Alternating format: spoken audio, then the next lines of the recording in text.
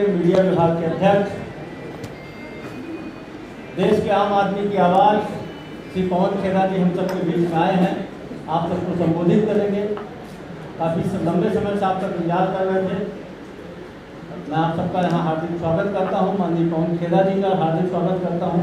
हमारे बीच में कांग्रेस के कम्युनिकेशन विभाग के संयोजक आदरणीय विनोद वर्मा जी, आदरणीय राजेंद्र तिवारी जी भी उपस्थित हैं, मैं उनका भी स्वागत करता हूँ। हमारी इस चुनाव के लिए माननीय पवन खेरा जी ने जिनको प्रभारी बनाया है, आदरणीय राधिका खेरा जी, आदरणीय पूजा त्रिपाठी जी, और यहाँ उपस्थित हमारे प्रवक्ता साथियों का भी मैं स्वागत करता हूँ। और बीच में ज़्यादा समय न देते हुए माननीय पवन खेरा जी से अनुरोध करूँगा कि आपको सीधे संबोधित करें। नमस्कार साथियों, विलंब के लिए बहुत बहुत क्षमा चाहता हूँ। कोई भी चुनाव हो, अगर हम सत्ता में हैं तो हमारा एक कर्तव्य है कि हम आपके माध्यम से वोटर के सामने अपना बही खाता खोलकर सामने दिखाएं कि साहब ये हमारा बही खाता आपके सामने। मुझे लगता है ये परंपरा आवश्यक है और इस परंपरा की शुरुआत का आरंभ कांग्रेस पार्टी ने किया है। बड़े गर्व के साथ मैं कहता हूँ, पिछले 5 साल इस पूरे विश्व के, हमारे देश के, हमारे इस प्यारे से प्रदेश के कैसे गुजरे वो आपके सामने हैं। उसमें 2.5 साल बहुत ज़्यादा लोग परेशान रहे कोविड की महामारी से। उसके बावजूद अगर बही खाता खोल के देखें तो मैनिफेस्टो का आपने कितना कुछ हासिल करके दिखाया, इसको देखकर पूरा विश्व अचंभित है। यहां से दिखता है कि नीयत हमारी बघेल सरकार की, यहाँ कांग्रेस सरकार की कैसी नीयत थी, कितनी अच्छी नीयत थी। ना केवल किसान, ना केवल नौजवान, ना केवल मजदूर, ना गृहिणियां, ना आदिवासी, सब कोई ऐसा वर्ग हो जो जिसको छुआ नहीं हो हमारी यहाँ की योजनाओं ने, ऐसा आपको कोई वर्ग नहीं दिखेगा। इसलिए बड़े गर्व के साथ, अब छत्तीसगढ़ आने के लिए तो प्रतियोगिता है हमारे यहाँ आपस में, हम लोग जितने राष्ट्रीय नेता हैं छत्तीसगढ़ जरूर आना चाहते हैं प्रचार में, क्योंकि यहाँ बोलने को बहुत कुछ है, बहुत कुछ करके दिखाया। मैं आपको एक ये कहानी बड़ी प्रिय कहानी है और सत्य घटनाओं पर आधारित कहानी है। राहुल जी और हमारे कई नेता शपथ ग्रहण समारोह में राजस्थान, मध्य प्रदेश और छत्तीसगढ़ एक ही दिन में तीनों मुख्यमंत्रियों को शपथ दिलवाने आए। सबसे पहले राजस्थान सुबह आए, फिर मध्य प्रदेश पहुंचे और फिर छत्तीसगढ़। जब वो वापस दिल्ली शाम को राहुल गांधी पहुंचे और उनको खबर आई कि तीनों मुख्यमंत्रियों ने कैबिनेट की मीटिंग बुलाकर ऋण माफी, किसानों की ऋण माफी पर हस्ताक्षर किए। अभी सूरज नहीं ढला और मैनिफेस्टो पर काम होना शुरू कर दिया। बताइए कौन सी ऐसी पार्टी, कौन सी ऐसी सरकार आपने आज तक देखी है जो इस तरीके से काम करने की शैली देखी। 2019 में राहुल गांधी जी ने न्याय की बात की, हम नहीं जीत पाए लोकसभा।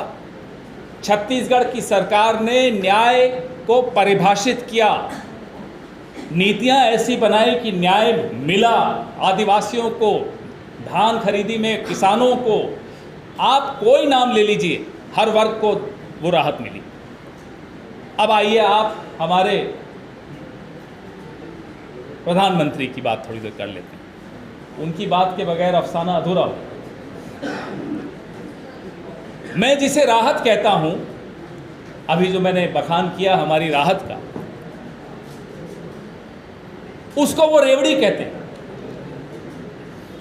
अगर धान में किसान को कीमत मिले तो प्रधानमंत्री को उनको उसमें रेवड़ी दिखती है। उन्हें आपत्ति है इस बात से।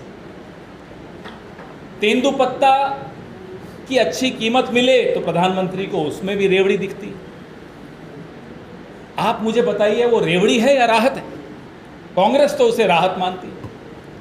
अदानी को दोगे तो वो किसको राहत दे रहे हो आप? क्या अदानी को राहत की आवश्यकता है? राहत की आवश्यकता तो मजदूर, किसान, आदिवासी, मध्यम वर्ग के श्रेणी के लोग, हम सबको राहत की आवश्यकता है। लेकिन प्रधानमंत्री को हम सबको जो मिलता है वो रेवड़ी दिखती है और अदानी को जो मिलती है वो राहत दिखती है। तो अब आपके सामने हर बार जो भी यहाँ प्रेस वार्ता करता है वो बही खाता ही बघेल साहब की सरकार का आपके सामने रखता है।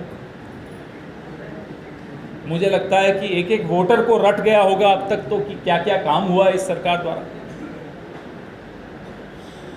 अगर ऐसी सरकार, ऐसी पार्टी हो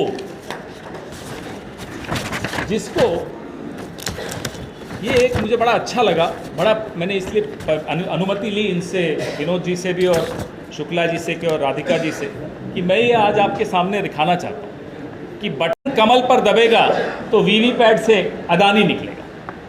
ये देखिए, बड़ा खूबसूरत है। आपके पास है तो एक एक सब उठा के रखें तो अच्छा लगेगा। पहले ये रिलीज करते हैं।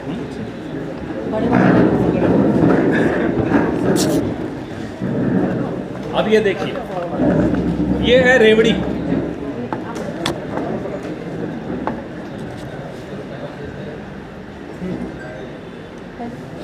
देखिए एक एक सब उठा के।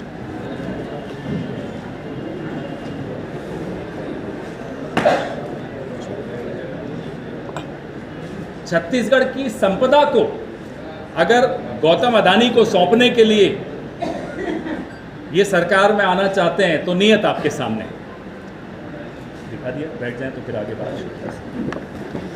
ये रहने दो।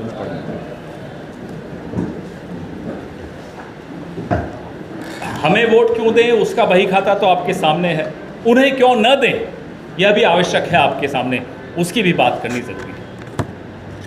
तो छत्तीसगढ़ के जो बॉक्साइट, आयरन ओर, कोयला, देवभोग की हीरा खदान, तमाम संपदाएं अगर आप अपने दोस्त को देना चाहते हैं तो आपकी पार्टी को कोई वोट दे। हम क्यों आपके दोस्त के लिए यहाँ सरकार में आपको लाएं? ये जनता पूछ रही है, मैं नहीं पूछ रहा, यहाँ के लोग पूछ रहे हैं। नगरनार इस्पात का मुद्दा हमने अभी पिछले सप्ताह दिल्ली में भी उठाया, वो भी आप अपने दोस्त को देना चाहते हैं, उसका भी आप रास्ता साफ कर रहे हैं। कोयला खदान, आप मालूम ही है, पूरा किस्सा आपको मालूम है। सीमेंट कंपनियां जो इस राज्य की हैं वो भी अगर आप अपने दोस्त को देना चाहें। सरकारी बिजली कंपनियों पर कब्जा किसका? आपके दोस्त का कब्जा। नंदराज पर्वत बीजेपी फिर से अडानी को सौंपने के लिए, आदिवासियों की आस्था के केंद्र जिसको हम मानते हैं, उस पर्वत की खुदाई करना चाहते हैं आयरन ओर के लिए। तो एक दोस्त के लिए अगर आप यहां सरकार बदलेंगे तो साहब वो तो लोगों को मंजूर नहीं। धान खरीदी बंद हो जाएगी। आप देख रहे हैं किस तरह से कर्नाटक जहां कांग्रेस की सरकार आई वहां धान देंगे नहीं, छत्तीसगढ़ जहां कांग्रेस की सरकार है यहां से धान खरीदेंगे नहीं। अरे आप देश के प्रधानमंत्री हैं, वहां हम पैसा दे रहे हैं, कर्नाटक पैसा दे चुकी, जमा करा चुकी, लेकिन वहां आप चावल नहीं देंगे, वहां चावल देंगे नहीं। यहां छत्तीसगढ़ पूरे देश के लिए चावल पैदा करता है, लेकिन आपको मन में ये आ जाता है साहब ये ऐसी सरकार है जो मेरे दोस्त को सब कुछ नहीं देना चाहती, जो गरीब और आदिवासी को सब कुछ देना चाहती है, इस सरकार को मैं असहयोग करूंगा उसके साथ, तो यहाँ से धान खरीदूंगा नहीं। इस तरह की पार्टी, मुझे लगता है उसको वोट मांगने भी अगर वो यहाँ आए तो खरी खरी सुना देना। वोट तो बहुत दूर की बात है, ऐसी पार्टी को खरी खरी सुनाकर वापस भेजना ताकि नरेंद्र मोदी जी को सुनाई दे कि लोग उनके और उनकी दोस्ती के विषय में क्या कहते हैं। किसान न्याय योजना हो, बिजली बिल जो हमने आधा किया ये सब खत्म हो जाएगा अगर इनकी पार्टी को वोट करें, क्योंकि इनकी प्राथमिकताएं अलग हैं। ये सिर्फ दोस्ती निभाते हैं, ये राजधर्म नहीं निभाते। हम राजधर्म निभाते हैं, कोई दोस्ती यारी नहीं है। बेरोजगारी हो, तेंदुपत्ता की कीमतें हो, गोठान बंद करने की जो बात है, ये तमाम बातें आपको, अगर पार्टी बदल जाती है, अगर कमल का बटन दबता है, तो ये सारे मुद्दे फिर से आ जाएंगे। इन मुद्दों को फिर लड़ते रहे हम, कई साल निकल जाएंगे, लेकिन फिर न्याय नहीं मिल पाएगा, जो न्याय हर वर्ग को यहाँ छत्तीसगढ़ में कांग्रेस शासन ने दिया है। आपके सवाल छत्तीसगढ़ के संबंधित सवाल हो तो ज़्यादा उचित रहेगा। बाबा जी, मेरा सवाल है आपसे। आपने बात कही कोई सत्ताधारी पार्टी रहती है उसको अपना लेखा जोखा देना चाहिए। तो कांग्रेस का जो आपने लेखा जोखा दिया है और जो आरोप लगाए, उसमें भारतीय जनता पार्टी ने चुनौती भी दी है कांग्रेस को कि एक भी इंफ्रास्ट्रक्चर का काम अगर सिर्फ राजधानी की बात करें तो नहीं हुआ। उस पर क्या कहेंगे? 15 साल जो सत्ता में रहे हों, ऐसा मौका जिसको जनता ने दिया हो, 15 साल मतलब 3 टर्म्स जिसको जनता ने दिए हों, उन्होंने छत्तीसगढ़ का एक, मुझे लगता है, एक स्वर्णिम काल गंवा दिया। वो हमसे सवाल पूछ रहे हैं। ऐसी स्थिति जहां 2.5 साल कोविड में गुजरे हों, जहां हर वर्ग को राहत पहुंचाना आवश्यक हो, इमरजेंसी एक तरह से राहत देनी हो, ऐसे में अगर ये हमसे सवाल पूछते हैं तो बड़ा अटपटा सा लगता है। साहब, आपके वक्त तो 15 साल ऐसा बहुत अच्छा मौका मिला था आपको। आज जो सामाजिक ढांचा बदला है, सामाजिक परिवर्तन जो हुआ है, जो बीपीएल की आप आंकड़े देखें, जो गरीबी रेखा के नीचे थे छत्तीसगढ़ के लोग, वो कैसे ऊपर उठाए जा रहे हैं।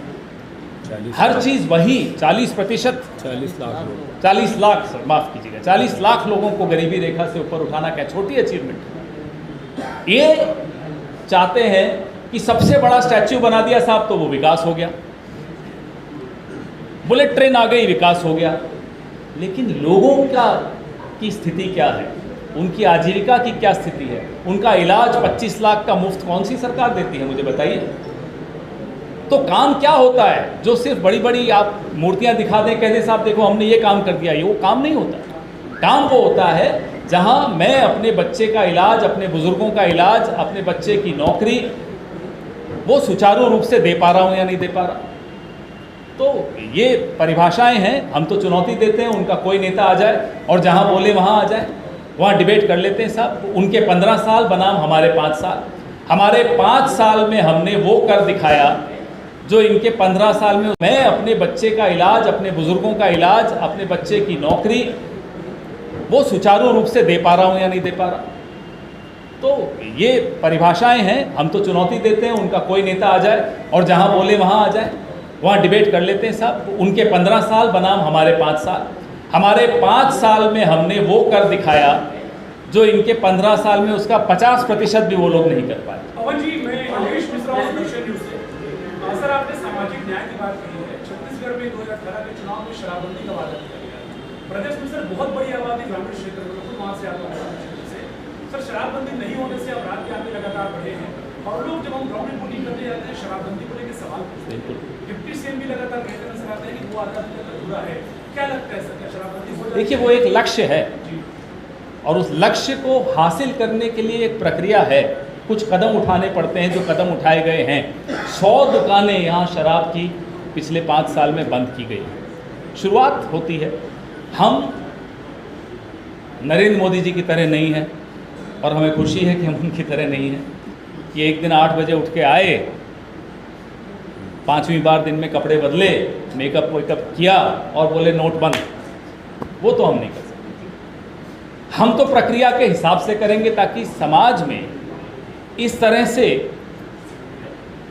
अव्यवस्था भी ना हो जाए। अचानक आके कुछ बंद कर देना, अचानक आके कुछ शुरू कर देना।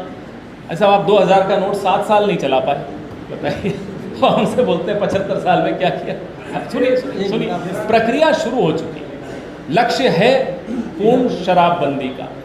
उस लक्ष्य को हासिल करने के लिए क्या क्या कदम उठाने चाहिए ताकि वो लक्ष्य ना केवल हासिल किया जा सके, उसमें फिर कोई उसका प्रभाव ऐसा ना आए समाज पर कि कोई नुकसान हो। वो हासिल करने में जो समय लगता है वो लगेगा, और बड़ी ईमानदारी से मैं आपको छत्तीसगढ़ में धान खरीदी बहुत बड़ा मुद्दा होता है। आपके पोस्टर में पॉइंट ये भी कि धान खरीदी बंद हो जाएगी या राजीव गांधी न्याय योजना बंद हो जाएगी, ऐसा क्यों?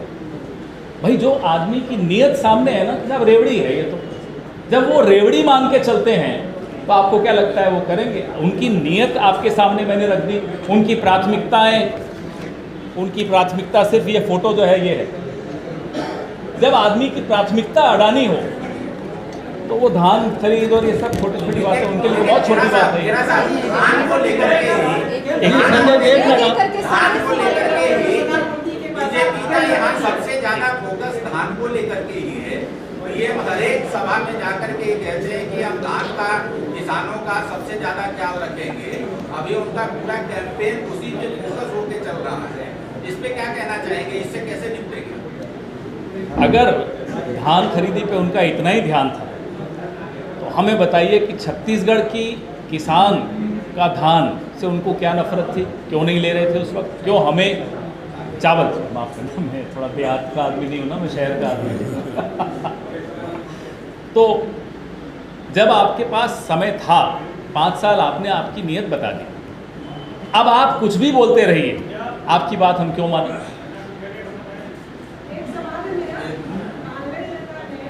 सर एक सवाल मेरा है। एक सेकंड, महिला पहला एक सवाल पूछ रही है।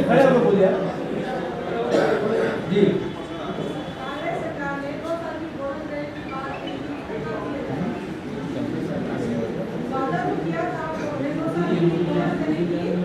किस चीज़ की बोली?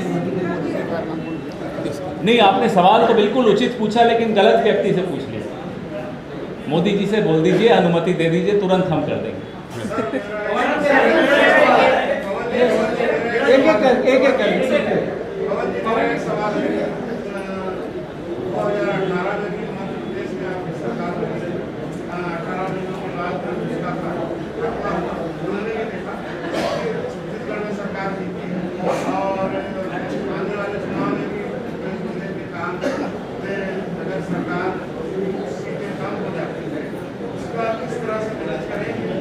क्यों कम हो जाती है, पहले तो मुझे ये बताओ। हम तो बढ़ाने आए हैं, आप कह रहे हो कम हो जाएगी। अब मैं मानूंगा ही नहीं, क्यों कम होगा?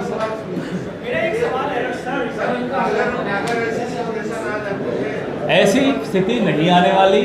अब की बार 75 पार। अब बताओ ऐसी स्थिति क्यों आएगी? सत्य नहीं आपने वही खाता रखा सरकार का, विनिंग फैक्टर किसे मानेंगे? ये बड़ा कठिन सवाल है। इतने काम हुए, अब मैं कैसे कहूं कि इस काम की वजह से जीते? तो मुझे लगता है अब रिपोर्ट कार्ड में अगर टीचर लिख देता है 10 में से 10, अब मुझे क्या मालूम कि हैंडराइटिंग के कितने नंबर दिए, किस प्रश्न के कितने नंबर दिए, जवाब के कितने नंबर दिए, टीचर का मूड अच्छा था, मुझे नहीं मालूम। 10 में से 10 मिल गया, अब मैं क्या कहूँ? इसका विश्लेषण आप चुनाव के नतीजे के बाद करना। मेरा एक सवाल है कि राहुल गांधी छत्तीसगढ़ में सरकार बनेगी कांग्रेस की, जनगणना कराएगी। अभी कांग्रेस की लिस्ट आई नहीं है, तो क्या उसने ओबीसी वर्ग का प्रतिनिधित्व नजर आएगा? अरे आप लिस्ट आने से पहले ही सवाल पूछ रहे हैं, बिल्कुल रहेगा। मुख्यमंत्री कौन है? कितने मुख्यमंत्री हैं कांग्रेस के? उसमें से कितने ओबीसी हैं? इसके बाद भी आप हमसे सवाल पूछते हैं। आप निश्चिंत रहिए। खेड़ा जी, एक सवाल ये है कि आपने कर्नाटक में भ्रष्टाचार के मुद्दे पर चुनाव लड़ा और जीते। छत्तीसगढ़ में भारी भरकम भ्रष्टाचार के आरोप आपके ऊपर लगा रही है, कैसे इसको? अब वो छत्तीसगढ़ में भ्रष्टाचार के आरोप कौन लगा रहा है? भारतीय जनता नहीं, आप गलत बोल रहे हैं। भारतीय जनता पार्टी के जो गठबंधन का हिस्सा है वो लगा रहे हैं, एनफोर्समेंट डायरेक्टर। अब उनके गठबंधन के लोग आपस में जो भी तय कर लेते हैं तो हम मान थोड़े लेंगे। बताइए ना, ईडी क्यों नहीं जाती मध्य प्रदेश में? आप पूछिए ना कभी, क्यों नहीं जाती ईडी गुजरात में? एक सेकंड अभी रुक जाइए। बताइए क्यों नहीं जाती उत्तराखंड में? रोज खुलासे करती हैं राधिका। हम टिकट करके दे दें, बस की, प्लेन की, ट्रेन की, स्पेशल फ्लाइट दे देते हैं, चलिए जाइए, क्यों नहीं जाती? हमने तो सुना है कि अगले 5 साल के लिए भी ईडी के कुछ अफसर यहाँ परमानेंट मकान बनाना चाहते हैं, क्योंकि बार बार भेज देती है वहाँ की सरकार। बच्चों में admission। लेकिन मैं ये जानना चाह रहा था कि घोषणा जारी किया आपने, उनको वोट देंगे तो अडानी की सरकार बनेगी, अडानी के हाथ में जाएगा। आपकी सरकार बनेगी तो क्या अडानी को बैन करेंगे या आप? हमारी सरकार ने जो किया है वो लेखा जोखा आपके सामने है। हम किसान, आदिवासी, दलित, शोषित, मध्यम वर्ग, छोटे व्यापार, छोटे उद्योग, इन सबका स्थान रखते हैं अपने दिल में और अपने राज्यों में। सबका स्थान है, इसका मतलब ये नहीं किसी भी उन्हीं का स्थान, ये थोड़े हो, न्याय संगत बात होती है। चुनाव आयोग ने बड़ा एक्शन लिया और वो जो भी भयंकर चीजों के केस को हटा दिया है। बीजेपी ने बड़ी संख्या में यहाँ के अधिकारियों को लेकर शिकायत की है। इस कार्रवाई को कैसे देखते हो?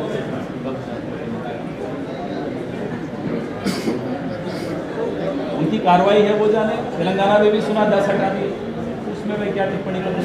आपने शुरुआत में घोषणा पत्र की कि साल तक घोषणा पत्र मेरे वादे उसमें से 2 वादे पूरे हो गए, 36 वादे किए गए, जिसमें 2 प्रमुख वादे शराबबंदी, दूसरा निजीकरण। आपने शराबबंदी की बताया कि नागपुर नहीं करना चाहिए, जब घोषणा पत्र में शराबबंदी और निजीकरण शामिल किया गया तो क्या एक्सरसाइज नहीं की थी? इसको बातें करना है, इसके कर दिया गया। निजीकरण युवाओं से जुड़ा हुआ सवाल। देखिए वो भी प्रक्रिया है, कुछ का नियमितीकरण हो गया, कुछ बचा है। 27% वेतन भी बढ़ा दिया, चली क्या गई, आ रही है। आपको जाती हुई क्यों दिख रही है? हमें तो आती हुई दिख रही है। दिलीप जी,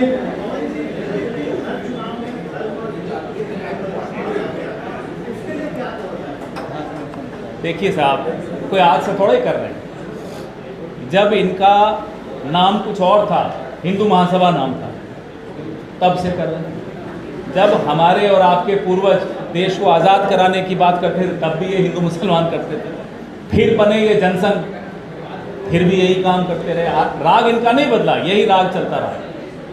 फिर बने ये जनता पार्टी 77 में, फिर भी यही राग। फिर बने ये भारतीय जनता पार्टी, फिर भी यही राग। तो हम इनसे निपटना जानते हैं और ये देश भी इनसे निपटना जानता है। इसकी कोई तोड़ की जरूरत नहीं होती। ये धर्म का जो कार्ड लाते हैं, ये आपको और हमारे को कैसे तोड़ेंगे ये चाहते। इस देश की फैक्ट्री सेटिंग्स कांग्रेस है, कांग्रेस की विचारधारा इस देश की विचारधारा है और इस देश की विचारधारा कांग्रेस की विचारधारा है। ये बाहर की विचारधारा है जो लाते हैं, ये नहीं चल सकती ज़्यादा दिन तक। जहाँ संवाद से काम चलता हो वहाँ ये विवाद पैदा करने की कोशिश करते हैं। विवाद वाले लंबा नहीं चलते, संवाद वाले ही लंबा चलते हैं। इसका एक उदाहरण है भारतीय सिविलाइजेशन हमारी, जो ये संवाद की सिविलाइजेशन, इसलिए इतना लंबा चल गई। विवाद की सिविलाइजेशंस की हालत देख रहे हो आप बाहर।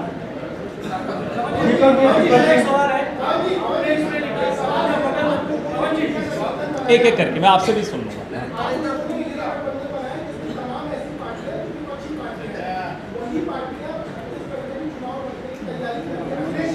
देखिए, गठबंधन इंडिया अलायंस 2024 के लोकसभा चुनाव के लिए ये गठबंधन है। मैं समझ गया आपका सवाल। आपने जब 2 शब्द बोले, मेरे को आखिरी शब्द भी समझ में आ गया। ये विधानसभा का चुनाव है, सब अपना भाग आजमा के देख लें। मैं क्यों रोकूं उनको, हम क्यों रोकें उनको? भाई सबका हक है ना, लड़ने का भी हक है, हारने का भी हक है। लेकिन इंडिया अलायंस 2024 के लिए एक अलायंस है। बड़ी मुझे लगता है सब साफ नियत के साथ हम लोग सब एक कमरे में बैठते हैं और 2024 में इस देश को एक नई, एक अच्छी सरकार देने का हम लोग एक संकल्प करना चाहते हैं। राम साहब जी, ये आपने जो किया है इसमें लिखा है कि कमल दबाएंगे तो हटाने निकले और पंजा दबाएंगे तो क्या निकलेगा? पंजा दबाएंगे तो राहत निकलेगी, हर वर्ग के लिए राहत निकलेगी।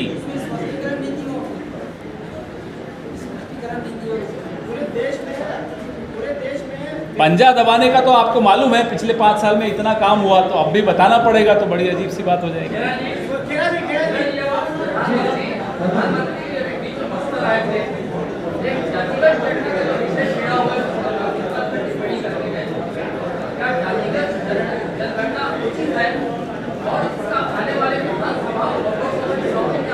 He said that नहीं, उनको क्या आपत्ति है, जरा हम उनसे जानना चाहते हैं। जातक जनगणना से उनको आपत्ति क्या है पहले? अगर हमें मालूम ही नहीं होगा कि कौन से वर्ग के कितने लोग हैं, तो नीति निर्धारण कैसे होगा? कोई ऐसा डॉक्टर मिला आपको जो कहेगा साहब नहीं मेरे को एक्सरे से आपत्ति है? क्यों है साहब? आपको मालूम कैसे पड़ेगा कि प्लास्टर कहाँ बांधना है, राहत क्या देनी है, दवाई कौन सी देनी है, इलाज क्या होना है? डॉक्टर मनमोहन सिंह तो ये बात हमें नहीं समझ में आती कि जाति जनगणना से इतना घबराए हुए क्यों हैं। जिस दिन अप्रैल में कोलार में कर्नाटक में राहुल जी ने सबसे पहले जाति जनगणना की बात की, तब से प्रधानमंत्री को सुना 18 की जगह 20-20 घंटे जागने लगते हैं।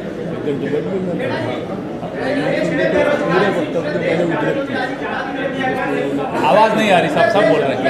का नाम लिया।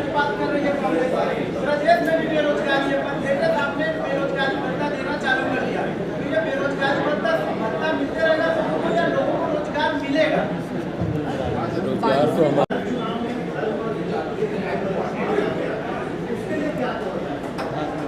देखिए साहब, कोई आज से थोड़ा ही कर रहे हैं। जब इनका नाम कुछ और था, हिंदू महासभा नाम था, तब से कर रहे हैं। जब हमारे और आपके पूर्वज देश को आज़ाद कराने की बात करते थे, तब भी ये हिंदू मुसलमान करते थे। फिर बने ये जनसंघ, फिर भी यही काम करते रहे। राग इनका नहीं बदला, यही राग चलता रहा। फिर बने ये जनता पार्टी 77 में, फिर भी यही राग। फिर बने ये भारतीय जनता पार्टी, फिर भी यही राग। तो हम इनसे निपटना जानते हैं और ये देश भी इनसे निपटना जानता है। इसकी कोई तोड़ की जरूरत नहीं होती। ये धर्म का जो कार्ड लाते हैं, ये आपको और हमारे को कैसे तोड़ेंगे ये छात्र। इस देश की फैक्ट्री सेटिंग्स कांग्रेस है, कांग्रेस की विचारधारा इस देश की विचारधारा है, और इस देश की विचारधारा कांग्रेस की विचारधारा है। ये बाहर की विचारधारा है जो लाते हैं, ये नहीं चल सकती ज़्यादा दिन तक। जहाँ संवाद से काम चलता हो, वहाँ ये विवाद पैदा करने की कोशिश करते हैं। विवाद वाले लंबा नहीं चलते, संवाद वाले ही लंबा चलते हैं। इसका एक उदाहरण है भारतीय सिविलाइजेशन हमारी, जो ये संवाद की सिविलाइजेशन, इसलिए इतना लंबा चल गई। विवाद की सिविलाइजेशन की हालत देख रहे हो आप बाहर।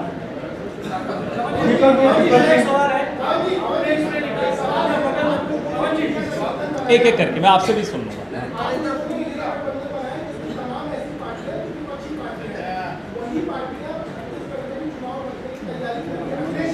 देखिए, गठबंधन इंडिया अलायंस 2024 के लोकसभा चुनाव के लिए ये गठबंधन है।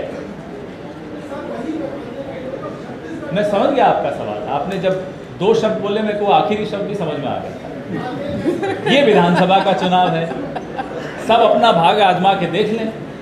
मैं क्यों रोकूं उनको, हम क्यों रोकें उनको? भाई सबका हक है ना, लड़ने का भी हक है, हारने का भी हक है। लेकिन इंडिया अलायंस 2024 के लिए एक अलायंस है। बड़ी मुझे लगता है सब साफ नियत के साथ हम लोग सब एक कमरे में बैठते हैं और 2024 में इस देश को एक नई, एक अच्छी सरकार देने का हम लोग एक संकल्प बना चुके हैं। ये आपने जो किया है, इसमें लिखा है कि कमल दबाएंगे तो हटाने निकले और पंजा दबाएंगे तो क्या निकलेगा? पंजा दबाएंगे तो राहत निकलेगी, हर वर्ग के लिए राहत निकलेगी।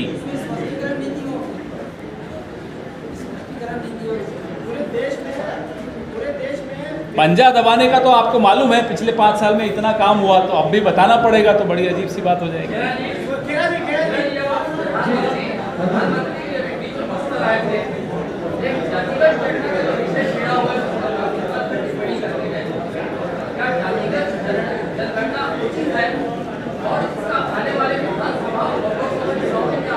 he said that नहीं, उनको क्या आपत्ति है, जरा हम उनसे जानना चाहते हैं। जातक जनगणना से उनको आपत्ति क्या है पहले? मुसलमान अगर हमें मालूम ही नहीं होगा कि कौन से वर्ग के कितने लोग हैं तो नीति निर्धारण कैसे होगा?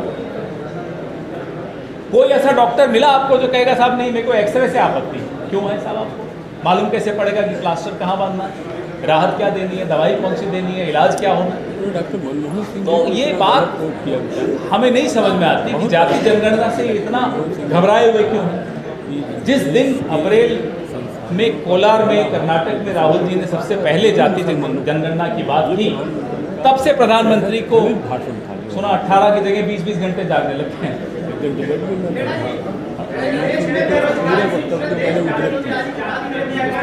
आवाज नहीं आ रही साहब, सब बोल रहे हैं। प्रदेश में भी बेरोजगारी है, पर लेटेस्ट आपने बेरोजगारी भत्ता देना चालू कर दिया। तो ये बेरोजगारी भत्ता मिलते रहेगा सबको या लोगों को रोजगार मिलेगा?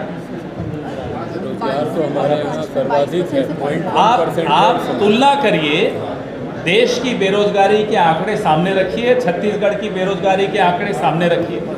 0.5% अगर बेरोजगारी है तब भी बेरोजगारी भत्ता देने की नीयत देखिए आप। यहाँ से दर्शाता है कि आप जब तक रोजगार नहीं ले पा रहे हैं, नहीं मिल पा रहा है, तब तक आपको हम भत्ता देंगे। फर्स्ट एड होता है, इसका मतलब नहीं है पूरा इलाज है, पूरा इलाज करने की भी हमारी मंशा है।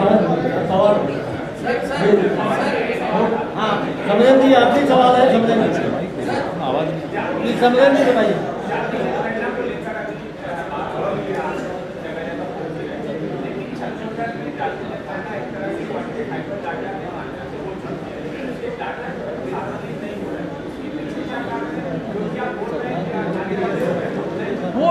वो जो डेटा था जिसकी आप बात कर रहे हैं, वो नीति निर्धारण करने वालों के लिए था।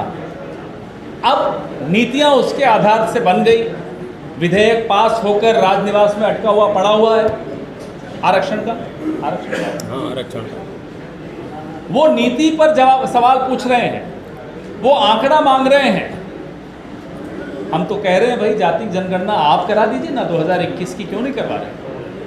हमें कहने साहब आप आंकड़ा दो। अरे हमने जो नीति बना दी आप उस पर क्यों बैठे हुए हैं? आप उस फाइल को क्यों नहीं क्लियर कर रहे? पब्लिक के सामने आना चाहिए। पब्लिक तो नहीं मांग रही, मोदी जी चाहते हैं। क्यों चाहते हैं? आ गया ना बिहार में आंकड़ा सामने आया ना, क्यों परेशान है तब से? कमाल के लोग हैं सब। हम करेंगे नहीं, आप करोगे तो पूछेंगे साहब क्यों किया, फिर भी आप करोगे तो कहेंगे अच्छा दिखाओ, अच्छा दिखाएंगे तो कहेंगे पब्लिक को दिखाओ। तो ये बहानेबाजी कब बंद करोगे साहब? आप क्यों नहीं करवा रहे जाति जनगणना? हम आपसे ये जानना चाहते हैं। धन्यवाद आप सभी का, थैंक यू। चाहिए।